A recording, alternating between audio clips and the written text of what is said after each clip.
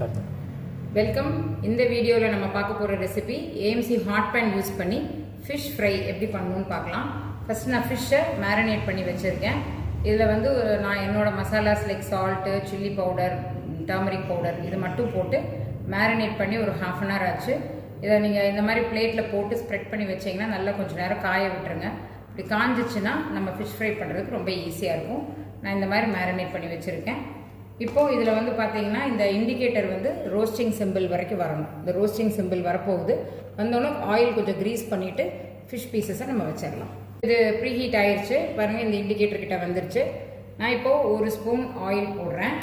போட்டு உங்களுக்கு இந்த மாதிரி நல்லா ஸ்ப்ரெட் பண்ணி விட்டுக்கலாம். இப்போ நான் ஃபிஷ் பீசஸை இதில் வைக்கிறேன். இதில் வைக்கும்போது இந்த மாதிரி மேலே ட்ரையாக இருக்கிற பார்ட்டை கீழே வச்சுக்கலாம். இப்படி வச்சு இப்படி ஒரு தடவை ஷேக் பண்ணி வைங்க. உங்களுக்கு ஒட்டாமல் வரும்.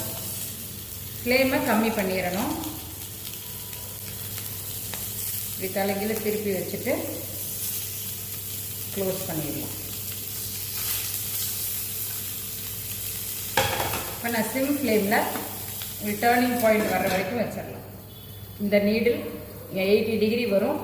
இங்கே ரெட் கலரில் டாட் வரும். வந்தோடனே நம்ம திருப்பிடலாம்.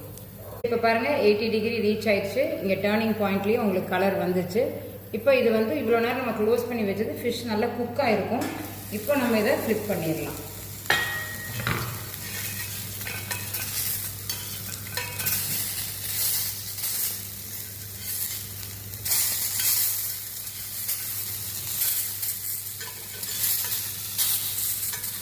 இந்த மாதிரி நீங்கள் நல்லா ட்ரை ஆனதுக்கப்புறம் நீங்கள் வைக்கும்போது ஆயில் லைட்டாக இந்த மாதிரி க்ரீஸ் பண்ணிவிட்டு நீங்கள் ஃப்ரை பண்ணிக்கலாம். இதில் நீங்கள் உங்களுக்கு தேவையான மாதிரி மசாலா எப்படி வேணாலும் நீங்கள் இதில் போட்டுக்கலாம்.